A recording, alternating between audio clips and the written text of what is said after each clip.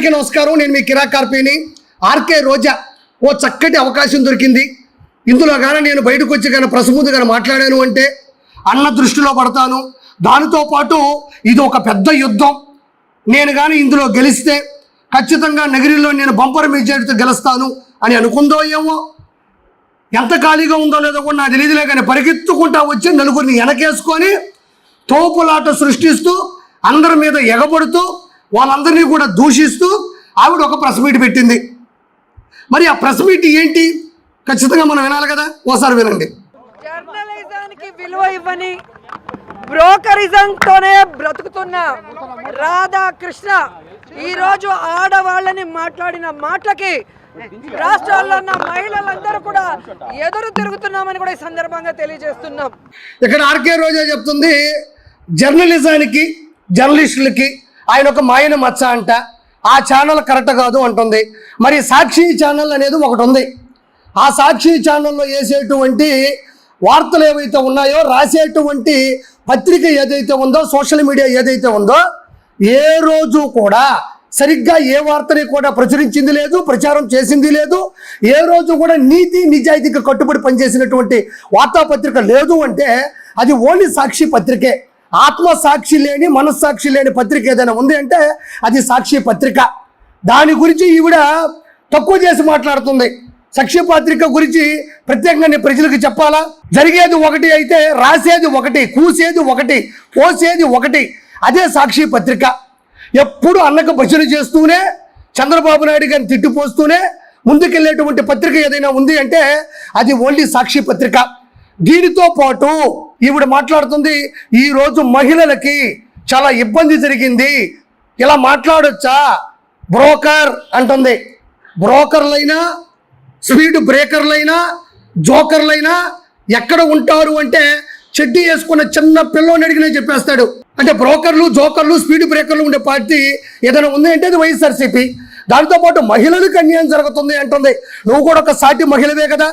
నువ్వు గతంలో రేణు దేశాయి గారి గురించి ఏం మాట్లాడావు, నారా బ్రాహ్మణి గారి గురించి ఏం మాట్లాడావు, నారా భువనేశ్వర్ గారి గురించి ఏం మాట్లాడావు? నువ్వు సాటి మహిళల గురించి ఎంత దారుణంగా అసభ్యంగా ప్రవర్తించావో ప్రత్యేకంగా చెప్పనక్కర్లేదు. నువ్వు కూడా ఈరోజు మహిళలకు అన్యాయం జరుగుతుంది, అరాచకం సృష్టించబడుతుందని చెప్తున్నా నీకు ఒక మహిళ అయ్యుండి సాటి మహిళల గురించి మాట్లాడుతున్నప్పుడు నువ్వు ఎందుకు ఆపలేదు? నువ్వు మాట్లాడిన మాటలను నువ్వు ఎందుకు వెనక్కి తీసుకోలేదు? పూర్వం అంటే ప్రజాస్వామ్యంలో ప్రజల ఓట్ల చేత కలిసినటువంటి శాసనసభ్యులు ఉండేటువంటి అసెంబ్లీలో దారుణాతి దారుణంగా అంబటి రాంబాబు, వల్లభినేని వంశీ, నారా భువనేశ్వర్ గారి గురించి వికృతంగా మాట్లాడితే, దారుణాతి దారుణంగా కూడా అసభ్యంగా ప్రవర్తిస్తే ఆ రోజు నువ్వు కూడా నగిరి నుంచి శాసనసభ్యురాలుగా ఉన్నావు, అదే అసెంబ్లీలో ఉన్నావు. ఆ రోజు కూడా అదే వల్లభినేని వంశీని, అంబటి రాంబాబుని దగ్గరకు పిలిచి మీరు మనుషులా పశువులా, ఆడవాళ్ళ గురించి అంత నీచంగా మాట్లాడచ్చా, అసభ్య ప్రవర్తన ఎందుకు మీకు వచ్చింది, పార్టీ నడపాలన్నా పార్టీ ముందుకు వెళ్ళాలన్నా ఇలాంటి పద్ధతులు కరెక్ట్ కాదు అని అదే అసెంబ్లీలో ఉన్న నువ్వు ఎందుకు పిలిచి మాట్లాడలేవని నేను ఈరోజు నిన్ను ప్రశ్నిస్తుండా. నా భార్య లక్ష్మీ ప్రసన్న గారి గురించి ఒక ఆర్టికల్ వేశారు వైఎస్ఆర్సీపీ వాళ్ళు. అందులో నీ భాగస్వామ్యం కూడా ఉంది. కిరాక్ కార్పే భార్య ఓయో రూమ్లో దొరికింది అని అసభ్యంగా ఒక ఆర్టికల్ని సృష్టించి దాన్ని వైరల్ చేసినప్పుడు మనకు సిగ్గనిపించలేదా? ఒక సాటి మహిళగా ఇంకొక మహిళని కించపరుస్తూ ఒక ఆర్టికల్ని సృష్టించి వైరల్ చేసినప్పుడు నీకు అన్నం ఎలా తినబుద్ధి అయింది? నీకు నిద్ర ఎలా పట్టింది? నువ్వు అసలు మనిషివేనా? నువ్వు ఒక మహిళవేనా అని నేను నిన్ను ప్రశ్నిస్తా ఉండా. మరి ఆ రోజుల్లో చాలా మందిని, రాయపాటి అరుణ గారి గురించి కావచ్చు, ఉండవల్లి అనుష గారి గురించి కావచ్చు, సరే ఎన్ని పక్కన పెట్టు, సొంత అన్న పసుపు చీర కట్టుకుందని సొంత చెల్లెల్ని ఏం చేశాడో తెలుసుగా? సోషల్ మీడియాలో వర్రా రవీందర్ రెడ్డి అనేటువంటి ఫేస్బుక్ అకౌంట్లోంచి ఎంత దారుణంగా మాటలు పెట్టించాడో, ఎలాంటి డైలాగులు రాయించాడో తెలియదా? సొంత తల్లి ఎవరు, విజయమ్మ గారు ఆస్తుల పంపకం గురించి ఆవిడ బాధ వెళ్ళబుచ్చుకుంటే ఆవిడ ఎంత దారుణంగా మాట్లాడించారో ప్రత్యేకంగా చెప్పనక్కర్లేదు. నువ్వు నిజంగా మహిళవేనా? నువ్వు మనిషివేనా? వీళ్ళందరి గురించి మాట్లాడినప్పుడు నువ్వేం చేస్తున్నావు? ఈరోజు ఏదో పరిగెత్తుకుంటూ వచ్చేసి ప్రెస్ మీట్ పెట్టేసి ఏదో పెద్ద యుద్ధం చేస్తున్నాను, ఏదో ఈ దెబ్బతో వైఎస్ఆర్సీపీ గెలిచిపోతుంది. నేను చెప్తున్నా, రాసి పెట్టుకో, వైఎస్ఆర్సీపీ జీవితంలో అధికారంలోకి రాదు, నువ్వు రావు. మీ అన్నకి లండన్ ముందులో ఒక బస్తా తెచ్చి పెట్టుకోమను, ఎందుకంటే చాలా కావాలి. ఈ రాధాకృష్ణకి పెళ్ళాం లేదా, కూతురు లేరా? వాళ్ళు వీళ్ళకి గడ్డి పెట్టరా నేను అడుగుతున్నాను. చూడండి ఎలాంటి మాటలు మాట్లాడుతున్నావు. చూడండి పిల్లం లేదా, కూతురు లేదా, నీకు సిగ్గు లేదా, బుద్ధి లేదా, నీకు జ్ఞానం లేదా, నీకు తెలివి లేదా, నీకు సంస్కారం లేదా, నువ్వు మనిషివి కాదా? ఆ రోజుల్లో ఒక ఇన్స్పెక్టర్ని నువ్వు లంకారంతో ఎంతో దారుణంగా మాట్లాడినావో ఇప్పుడు మళ్ళీ వినిపించాలంటే నాకే సిగ్గుగా ఉంది. నాకు సిగ్గుంది, నేను మనిషిని, మంచి ప్రవర్తన ఉంది, గొప్ప నాయకుడి కింద పనిచేస్తున్నటువంటి ఒక సైన్యంలో మనిషిని నేను. గతంలో నువ్వు మాట్లాడినటువంటి మాటలు మొత్తం వినిపించమంటావా? చంద్రబాబు నాయుడు గారి గురించి, హెరిటేజ్ గురించి మాట్లాడినటువంటి ఒక అనుసంధానమైనటువంటి వాక్యాన్ని వివరించమంటావా? ఎంత దారుణంగా ఏకవచనంతో సంబోధించావో నేను ప్రత్యేకంగా చెప్పనక్కర్లా. ఈరోజు రెంకిలేస్తూ మనుషుల్ని దోసుకుంటూ ఈరోజు చాట్ జీపీటీలో, గూగుల్ జెమినీలో సంస్కారవంతమైన సోప్ ఎవరిని కొడితే నువ్వే వస్తున్నావు. అలా ఉందన్నమాట. మా కుటుంబాలలో, మా నాయకుల కుటుంబాల్లో ఆడవాళ్ళ గురించి మాట్లాడే అర్హత ఈ పనికి మాలిన రాధాకృష్ణకి ఉందా అని అడుగుతున్నాను. మరి మీకు ఏ అర్హత ఉంది అని చెప్పి నారా బ్రాహ్మణ్ గారి గురించి, నారా భువనేశ్వర్ గారి గురించి, రాయపాటి అరుణ గారి గురించి, మిగతా ఉండేటువంటి మన వంగలపూడి అనిత గారి గురించి, సవిత గారి గురించి, మరి ఆ రోజుల్లో ఉన్నటువంటి టీడీపీ మహిళ ఎవరు కనబడ్డా సరే మీరు దౌర్భాగ్యంగా దూషించారు కదా. మరి మీకు ఏ అర్హత ఉంది అని ఆ రోజు అసభ్యంగా వాళ్ళ గురించి మాట్లాడారని అడుగుతున్నా. రాజ్యాంగంలో రాస్తుందా వైఎస్ఆర్సీపీలో ఉండేవాళ్ళు టీడీపీలో ఉండే మహిళల్ని దూషించవచ్చు, ఎలాంటి కేసులు ఉండవు అని ఏదైనా ఒక ఆర్టికల్ ఉందా? మరి ఆ రోజుల్లో మీరు ఎందుకు మాట్లాడినారు? అసెంబ్లీ సాక్షిగా ఒక భువనేశ్వర్ గారి గురించి మీరు ఎందుకు అంత దూషించారు అంటే మీకు ఎలా వర్తిస్తుంది? ఈరోజు నేను ఆర్కే రోజాని ప్రశ్నిస్తుండా. ఒక డొక్కు సైకిల్ మీద వచ్చిన రాధాకృష్ణ ఈ రోజు వేల కోట్లకి ఎదిగాడు అంటే, డొక్కు సైకిల్ మీద రాధాకృష్ణ గారు వచ్చారు అంటున్నావు. మరి నువ్వేమన్నా పిఠాపురం జమీందారాలు వారసరాలువే? నువ్వు గద్వాల కోట యువరానివే? లేకపోతే వెంకటగిరి ఉంటుంది మా పక్కన ఇక్కడే, ఈరోజు తిరుపతి జిల్లాలో ఉంది వెంకటగిరి మహారాణివే? నువ్వేమంతా కోట్లు సంపాదించుకొని ఇండస్ట్రీకి వచ్చావు? నువ్వు కూడా అందరిలానే వచ్చావు కదా, ఆకలితోనే వచ్చావు కదా, అవకాశాల కోసం తిరిగావు కదా, ఆకలి దప్పికలు నీకు తెలుసు కదా, అవకాశాన్ని ఎలా సద్వినియోగం చేసుకోవాలో నీకు తెలుసు కదా, అవకాశం ఎంత కష్టమో ఎంత గొప్పదో నీకు తెలుసు కదా. నువ్వేమన్నా పెద్ద జమీందారాలువే? నువ్వేమన్నా కోటీశ్వరాలువే? నువ్వేమన్నా గోల్డ్ స్పూన్తో పుట్టావా?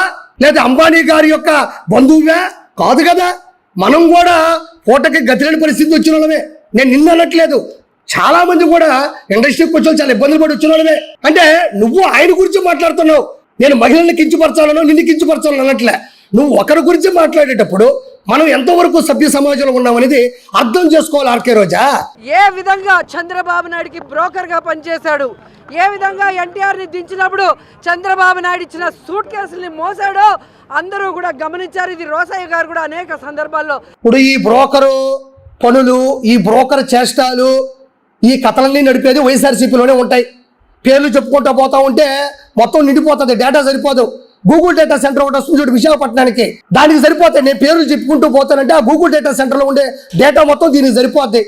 ఆ బ్రోకర్లు అన్న కోసము అసభ్యంగా మాట్లాడేవాళ్ళు, అన్న కోసము కిడ్నాపులు చేసేవాళ్ళు, అన్న కోసము పోలీసులు వాడుకున్న వాళ్ళు, అన్న కోసము అన్యాయాలు చేసిన వాళ్ళు, తిరుమలని కించపరిచిన వాళ్ళు, సభ్య సమాజంలో తలదించుకునే విధంగా కీచక పర్వాన్ని నడిపిన వాళ్ళు ఎవరైనా ఉన్నారు అంటే వైఎస్ఆర్సీపీలో ఉండేటువంటి బ్రోకర్లే. బ్రోకర్లు అనే పదవులు వాడమాకు.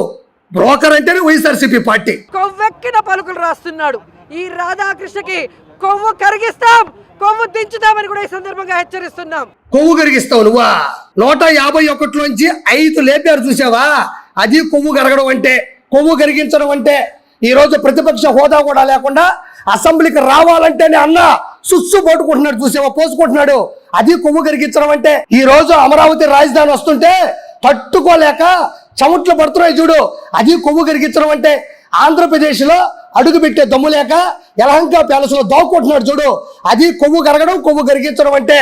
కొవ్వు ఎవరు కరిగించారో నీకన్నా బాగా ఎవరికి చెప్పనక్కర్లేదు. 45,400 ఓట్ల తేడాతో ఓడిపోయినావు, అది కొవ్వు కరగడం అంటే. టెస్ట్ ఎగ్జాంపుల్ కొవ్వు కరగడం అంటే మనది. వైఎస్ఆర్సీపీ అనుకున్నంత కొవ్వు ఎవరికి లేదు ఇక్కడ. చంద్రబాబు నాయుడు రాసిచ్చే బూతు మాటల్ని రాస్తూ విషపత్రిక లాగా విషం చెబుతున్నావు. ఇది ఇంతటితో ఆపుకపోతే ఖచ్చితంగా మహిళలందరం నీ కొవ్వు దించుతామని కూడా రాధాకృష్ణ హెచ్చరిస్తున్నాను. ఆపకపోతే ఏం చేస్తావమ్మా? ఏం చేయగలవు నువ్వు? ఏమంత అక్కడ చెడ్డ పని జరిగింది నీకు? ఏమంత అంత ఎగిసిపడిపోతా ఉండవు నువ్వు? ఆపకపోతే అంటున్నావు, ఏమన్నారు? నువ్వేం చేస్తావు? ఏం చేయగలవు చెప్పు? రాధాకృష్ణ కూతురికి, చంద్రబాబు నాయుడు భార్య భువనేశ్వరి గారికి, నారా లోకేష్ భార్య, అలాగే ఎవరైతే పవన్ కళ్యాణ్ భార్య అలాగే మంత్రులు ఎమ్మెల్యేల భార్యలను హెచ్చరిస్తున్నాం. మీరు మమ్మల్ని తిట్టిస్తే మాకు తిట్టడం చేత కాదనుకుంటున్నారా? మాకు సంస్కారం అడ్డొస్తుంది కాబట్టి.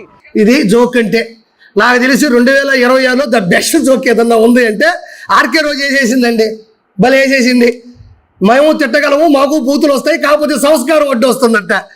అసలు సంస్కారం లేని మహిళ ఎవరైనా ఉన్నారు అని మళ్ళీ చెప్తున్నా, సంస్కారం లేని మహిళ ఎవరైనా ఉన్నారు అని ఎవరిని అడిగినా చెప్పేది ఒకే ఒక పేరు, ఆర్కే రోజా. నీకు సంస్కారం అడ్డు వస్తుందా? సంస్కారం అడ్డు వచ్చిన మహిళవే అయినప్పుడు నారా బ్రాహ్మణి గారి గురించి ఎందుకు మాట్లాడినావు? నారా భువనేశ్వర్ గారి గురించి ఎందుకు మాట్లాడినావు? నీకు సంస్కారం అడ్డు వస్తున్నప్పుడు రేణు దేశాయ్ గారి గురించి ఎందుకంత అవహేళనగా మాట్లాడినావు? నీకు సంస్కారం అంత అడ్డు వస్తున్నప్పుడు ప్రతిరోజు మహిళల గురించి అసభ్యంగా వైఎస్ఆర్సీపీలో మాట్లాడుతుంటే నీ సంస్కారం అడ్డేసి నువ్వు అడ్డుగా నిలబడి అడ్డదిడ్డంగా మాట్లాడకండి అని నీ సంస్కారంతో ఎందుకు ఆపలేకపోయావు? సంస్కారం లేని సంస్కారహీనమైనటువంటి వైఎస్ఆర్సీపీలో ఉండే మహిళ ఎవరైనా ఉన్నారు అంటే అది ఆర్కే రోజా. నువ్వు మాట్లాడిన బూతులు ఈ రోజు కనుక అన్ని డౌన్లోడ్ చేసి కానీ వినిపిస్తే నిన్ను ఆంధ్రప్రదేశ్లోనే కాదు ఏ రాష్ట్రంలో కూడా నిన్ను ఆ దరిదాపుల్లో కూడా ఉంచరు. నువ్వు మహిళవా? నువ్వు మనిషివా? నువ్వు ఒక తల్లివే కదా, నీకు ఒక కూతురు ఉంది కదా, మనం అంతా సభ్య సమాజంలో నడిచిన వాళ్ళవే కదా, మరి నువ్వు ఎందుకు ఇలా మాట్లాడినావని నువ్వు ఇక్కడ కారు వేసుకొని ఆంధ్రప్రదేశ్లో బయలుదేరితే తెలంగాణ నుంచి అటు మధ్యప్రదేశ్కి వెళ్ళు, లేకపోతే ఛత్తీస్గఢ్కి వెళ్ళు, లేదంటే ఢిల్లీకి వెళ్ళు, ఎక్కడ నేను ఉండేరు కాళ్ళు కింద దించేలోపల ఇరగొడతాను నిన్ను. అంత దారుణంగా మాట్లాడినావు. అది గుర్తుపెట్టుకో ఆర్కే రోజా, నీకు సంస్కారం అడ్డు వస్తుందంట. చదువుకున్న వాళ్ళం, విలువలు తెలిసిన వాళ్ళం కాబట్టి. అబ్బా ఏమి చదువుకొని తెలిసి ఈవిడ చదువుకుందంట.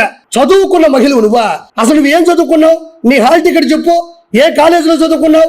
ఏ యూనివర్సిటీలో చదువుకున్నావు? నీకు ఎన్ని మార్కులు వచ్చాయి కూడా నువ్వు ఈరోజు ఖచ్చితంగా ప్రజలకు చెప్పాలి. చదువుకున్న మనిషి నువ్వా? ఏ పక్క చదువుకున్నావు మనవా? ఏమంత చదువుకున్నావు నువ్వు? నువ్వు చదువుకున్న చదువు ఒకనాటి చదువా? పెద్దపాల శిక్షతో స్టార్ట్ చేసావు. భారత రాజ్యాంగం చదువుకున్నావు, బిఎల్ఎస్ సంబంధించినటువంటి శిక్షణ చదువుకున్నావు. ప్రపంచంలో ఉన్నటువంటి అపర మేధావులు కూడా చదవలేనటువంటి పుస్తకాలన్నీ చదివి ఆ పుస్తకాలన్నీ ఇక్కడ ఎక్కించుకొని మాట్లాడుతున్నావు. సిగ్గున్నారు మనకి, నవ్వుకుంటున్నారు జనాలు. ఈ రోజు మేము ఇంతవరకు మీకు హెచ్చరిస్తూ వదిలేసాం, కానీ ఇక మేము మొదలు పెడితే మీరంతా బయటకు కూడా అడుగు పెట్టలేక సిగ్గుతో చచ్చిపోతారని. అమ్మా నువ్వు మొదలు పెట్టు, నేను మొదలు పెడితే అంటున్నావు. ముందు అసలు సిగ్గుంటే వైఎస్ఆర్సీపీ పార్టీకి మేము అడుగు బయట పెట్టడం కాదు, అన్నను దమ్ముంటే అసెంబ్లీలో అడుగు పెట్టమను. నీకంత చదువుకున్నావు కదా, నీకు సంస్కారం ఉంది కదా, నీకన్నీ అడ్డు వస్తాయి కదా, నీకు దమ్ముంటే అన్నని అసెంబ్లీలో అడుగు పెట్టించు, అన్న చేత ప్రశ్నలు అడిగించు. ఈ వంట పరిగెడుతుందంటే ఇవి అన్న అక్కడి నుంచి అమరావతిలోకి అడుగు పెట్టడు, అసెంబ్లీకి రాడు, అన్న ఎక్కడ కనపడ్డు, ప్రెస్ మీట్కి వచ్చాడంటే మంచి ట్రోల్స్ మొత్తం స్టఫ్ ఇచ్చేసి వెళ్ళిపోతాడు. మళ్ళీ ఈ వంట బయటకు వస్తే అడుగు పెట్టనివ్వదంట. లాస్ట్ గా వినండి సోది. సిగ్గుతో చచ్చిపోతారని కూడా ఈ సందర్భంగా తెలియజేసుకుంటున్నా. ఈ సందర్భంగా నువ్వు చాలాసార్లు తెలియజేసుకున్నావు. ఆ సందర్భాలు పట్టించుకునే పరిస్థితిలో జనాలు లేరు. నేను మళ్ళీ చెప్తున్నా, ఆర్కే రోజా గుర్తుపెట్టుకో, నువ్వు జీవితంలో గెలవు. అన్న ఎప్పుడు కూడా అసెంబ్లీకి రాడు. 2029లో మళ్ళీ చిత్తుగా మీరు ఓడిపోవడం జరుగుతుంది. కాబట్టి చివరిగా గుర్తుపెట్టుకోండి, జగన్లో గన్నుంది, మావి గన్లో గన్నుంది. మీకు గన్నలంటే ఇష్టం కాబట్టి ఎక్కడైనా మనుషులుగా మారి కుటుంబాలతో మంచిగా ఉండమని మనస్ఫూర్తి కోరుకుంటూ నేను మీ కిరాకార్పేని.